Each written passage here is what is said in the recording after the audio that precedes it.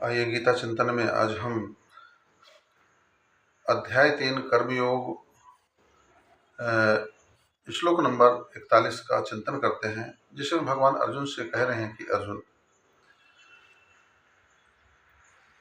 ये रजोगुण से उत्पन्न होने वाला काम, यही वास्तव में साधक के जीवन में समस्या पैदा करता है, जीव के जीवन में समस्या पैदा करता है।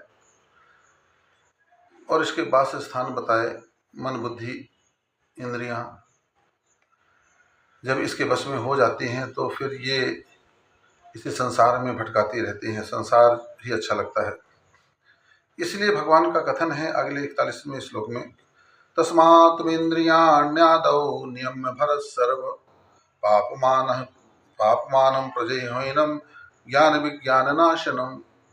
इसलिए है अर्जुन, तू पहले इंद्रियों को वश में करके इस ज्ञान और विज्ञान का नाश करने वाले महान पापी काम को अवश्य ही बलपूर्वक मार दे, भगवान का कहना है। क्योंकि जब तक हमारे अंदर काम रहेगा, काम का तात्पर्य केवल वासना से नहीं है, काम का मतलब हमारी कामनाओं से है, सांसारिक कामनाओं से है। हमारे जीवन में इतनी ढेर सारी कामनाएं होती हैं कि उन्हीं की पूर्ति में ही पूरी हमारी शक्ति लगती रहती है, पूरा समय लगता रहता है, पूरा जीवन आयुष्य लग जाता है। ऐसी ऐसी कामनाओं को व्यक्ति बढ़ा करके रखे रहता है, मैं इतना करूँगा, इतना करूँगा, ये बनाऊँगा, वो बनाऊँगा, और विचार नहीं करता है कि व्यक्ति को जीवन जीने के लिए कितना चाहिए होता है।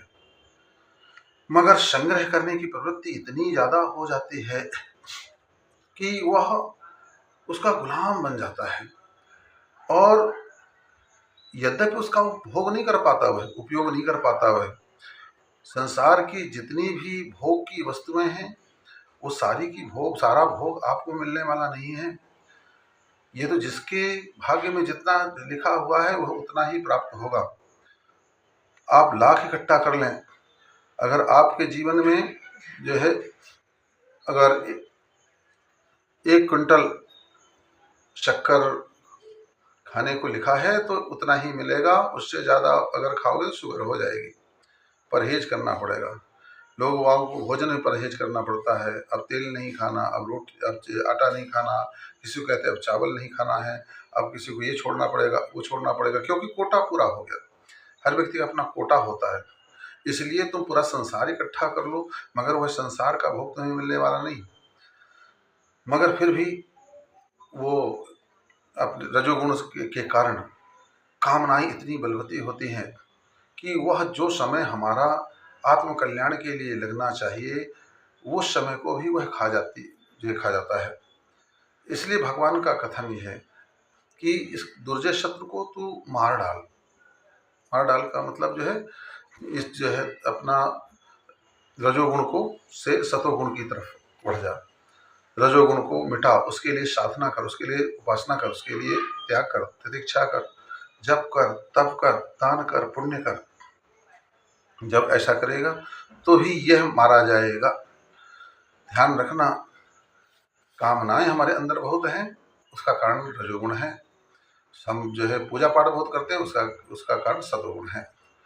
तो ये मान करके चलिए कि अगर कामनाओं से मुक्ति पाना है तो हमें सतोगुणी बनना पड़ेगा।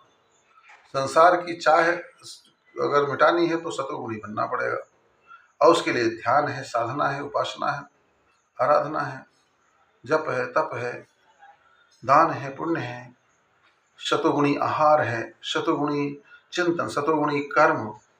ये सब जब होंगे तभी हम इस काम और कामनाओं को के ऊपर अंकुश लगा सकेंगे, इनको मार सकेंगे, और तभी हम निर्द्वंद होकर के भगवान का भजन कर सकेंगे। बोलिए गायत्री माता की जय।